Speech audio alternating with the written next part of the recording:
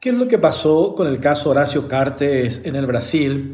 Esta mañana hablamos con el abogado Pedro Velar, uno de los abogados del expresidente de la República, y él nos contaba y nos pasó la copia del escrito de la Fiscalía de Brasilia que recomienda al Supremo Tribunal Federal conceder el habeas corpus a Horacio Cartes para que el expresidente siga en libertad. El abogado celebró esta decisión del Ministerio Público del Brasil porque hizo lugar a este requerimiento de los abogados de Cartes ante la justicia del vecino país y, según nos explicaba, la Fiscalía brasileña toma esta decisión. ¿Por qué? Porque no halló elementos, méritos que justifiquen una prisión preventiva del exmandatario, por lo que recomienda a la justicia brasileña dejarlo en completa libertad. El abogado explicó mediante un lenguaje bastante claro, porque le pedimos que deje un poco de lado los tecnicismos y que la gente entienda la importancia de este caso. Y él habló, esto es lo mismo que existieran, por ejemplo, dos equipos en un equipo de fútbol, en un partido de fútbol. Por un lado, la defensa de Cartes y por otro lado, la Fiscalía. En esta disputa ejerce como árbitro el Supremo Tribunal Federal.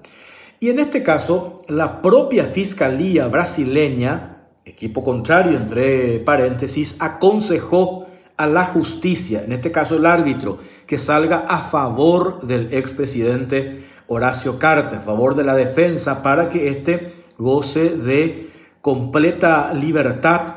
Y hay que recordar que la instancia judicial brasileña ya le concedió en el pasado una medida cautelar para que no vaya a prisión de manera preventiva, tal como lo había decretado un juez que inicialmente, el juez Bretas, pero que después este caso fue apelado.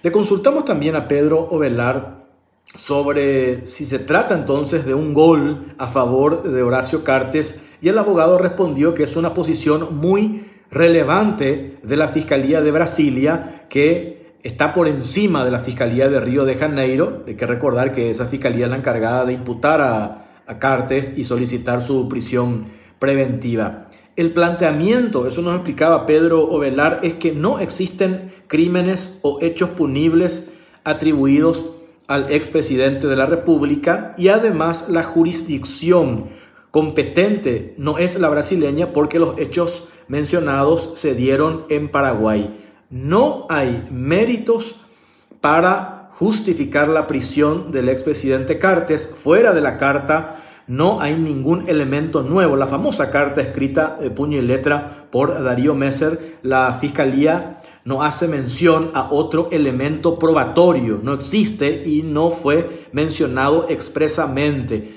Habla, es cierto, en su escrito, la Fiscalía de Brasilia, sobre la posibilidad de que existan elementos nuevos, pero no especifica exactamente a qué se refiere. Y también el abogado Ovelar nos dijo que no existen méritos, reitero, para la prisión de Cartes, y con la información que maneja la Fiscalía brasileña es prácticamente un hecho que esto es un paso para desvincular al expresidente Cartes de la causa. Es un paso importantísimo. El Ministerio Público no refuta que el hecho no ocurrió en Brasil y no es delito, sino dice únicamente que no es necesaria la prisión preventiva.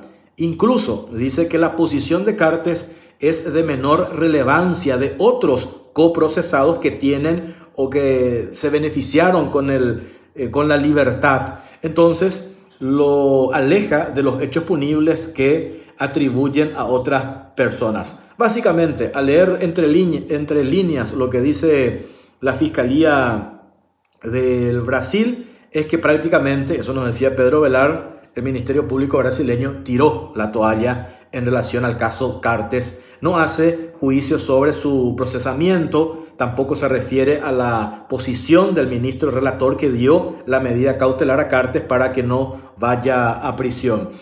Y el hecho de que la Fiscalía menciona que posee una carta y una ayuda de Cartes a Messer, y con eso su hipótesis de que integraría una organización criminal, lo que se había sostenido en un principio, demuestra, no pueden demostrar que efectivamente la ayuda haya llegado. No hay manera de sostener eso. Eso también se puede interpretar de la postura del Ministerio Público. Y por último, nos contaba también Pedro Velar que mediante una carta rogatoria se va a solicitar a la Fiscalía Paraguaya que pida medidas alternativas a la prisión preventiva del expresidente, como por ejemplo fijar un domicilio, la presentación periódica ante el juzgado, y tampoco se pide una fianza.